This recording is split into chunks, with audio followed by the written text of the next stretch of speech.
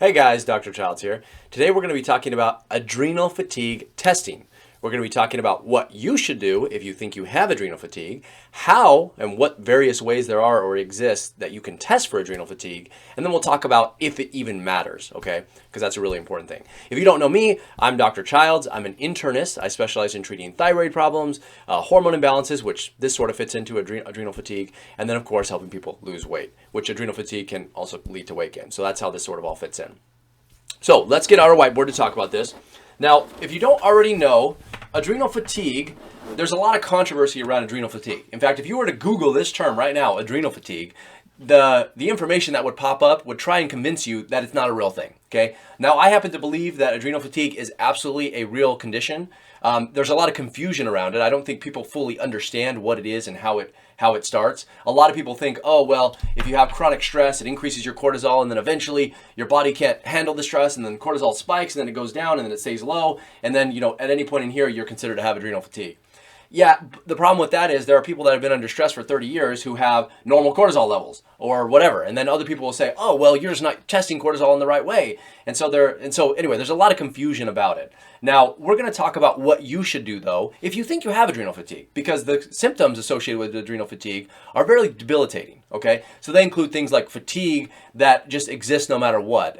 It includes a reliance upon caffeine as an energy source. It includes an increase in cravings for sugary foods and pastries and things like that. And then, of course, it also includes weight gain and sleep disturbances and a whole host of other issues. You're just not feeling like yourself, really fatigued despite sleeping enough and, so on and so forth. So there definitely is a connection between adrenal fatigue and cortisol. That much we know.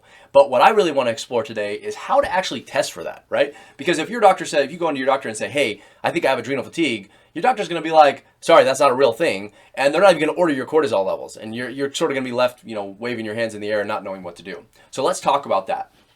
So I think we've established, and I think most people watching this would probably agree, that adrenal fatigue is a real thing, okay? There's also a lot of studies that show that it exists in combat veterans and so on. So I don't think you can dispute that it exists, but we can dispute how it impacts your cortisol. And that's where a lot of confusion steps in. So there are three ways that you can test your cortisol. The first one is in your blood, and that's called serum cortisol. The next one is in your urine. That's called urinary cortisol. And the last one is called salivary cortisol, and it comes from, you guessed it, your saliva inside your mouth. So people have devised three different ways to really test for these things. Now, conventional doctors really only will look at the serum cortisol, but the alternative and functional medicine providers, they'll look at urinary and salivary.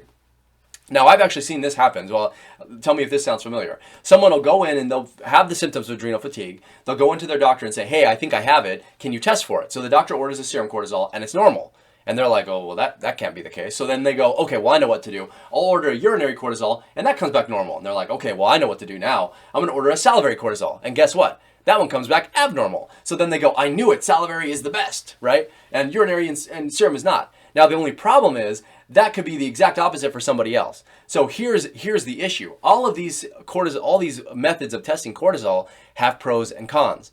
Okay, which doesn't mean, it means that not one is better than the others. Okay, now I'm going to talk about what I recommend that you would do, sort of as the easy way to do this, and that is to always start with the serum cortisol first. Number one, it's cheap and easy to get.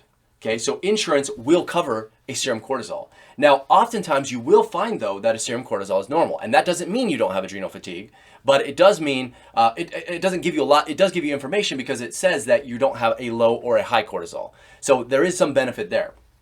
Serum cortisol I always recommend starting with. Now, again, well, we'll talk about this once I go over the urinary and salivary. The next one is urinary. Now, does it have some benefit? Yes, but, and I think it probably might be slightly more accurate than the serum, but there's only two ways to do it, and that is a 24-hour urine, which means you have to collect your urine for 24 hours, or you can do some spot tests. But still, it's not very easy. And then salivary cortisol, you need to usually do 4 samples throughout the day. So these are somewhat tedious, and these two are not covered by insurance. So they tend to be more expensive, maybe $200 to $400, kind of depends on where you're getting it. So, and because of that, because of the fact that they're not super accurate, and they don't all go together. For instance, you could have a serum cortisol that's normal, a urinary cortisol that's high, and a salivary cortisol that's low. That could happen if you test all those things. Then you're sort of like, well, what do I do? And so my next response is, does it actually matter? Okay, and that's a real question, because if you're going to test your cortisol, getting the result better give you some information on how you should be treating yourself. But here's the thing. most of the treatments for adrenal fatigue, it doesn't matter if you have normal, low, or high cortisol. Yes, there are certain therapies that can be used in high and low states, but a lot of the therapies, such as adrenal adaptogens and adrenal glandulars, which are used to treat adrenal fatigue, they don't care. It doesn't matter if your cortisol is high or low, because what they do is they help bring balance. So if your cortisol is high, it'll bring it down, and if your cortisol is low, it'll bring it up.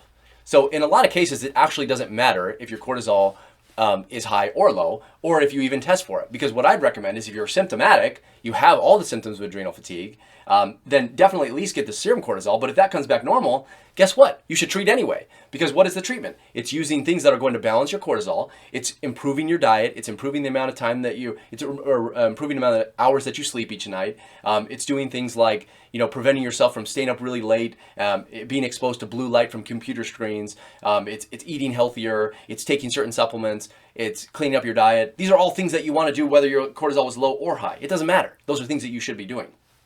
Okay, so that's sort of where I sit. I'm not convinced that anything beyond the serum cortisol is necessary for everyone. Yes, there are some always minor cases where it might be beneficial. But what I recommend for you, so what's the takeaway here? If you have, or if you think you have adrenal fatigue, get your serum cortisol, get it at 8 a.m. in the morning, because that's the best time to check it. And then just see what your result is. If it's normal, still undergo treatment. If it's high or low, well, then there are potentially some specific therapies, which I'll go over in another video, which you can do. But the diet, the lifestyle, the stress reduction, some of the supplements, they don't change. So you can do all those things no matter what. So basically in my practice, what I've been doing nowadays is I don't really order the salivary and urinary cortisol anymore, really, because it's kind of expensive for the patient, and it just doesn't give me any additional information that I need. So I just do the serum cortisol. So I want to hear from you guys. If you have had adrenal fatigue, how have you been tested for it? Or do you just believe that you have it and you just skipped all this stuff and you just went straight to the treatment? Let me know what you did. And if you did get your result, leave it below, especially if you found that your serum or urinary or salivary were discordant with one another, meaning one says you're low, one says you're high, one says you're normal. So leave that information below, because I think it'll be very helpful for a lot of people. So anyway, this is what I do, and that's all I have. If you haven't already, make sure that you subscribe and hit the notification bell, and otherwise I'll see you guys in the next one.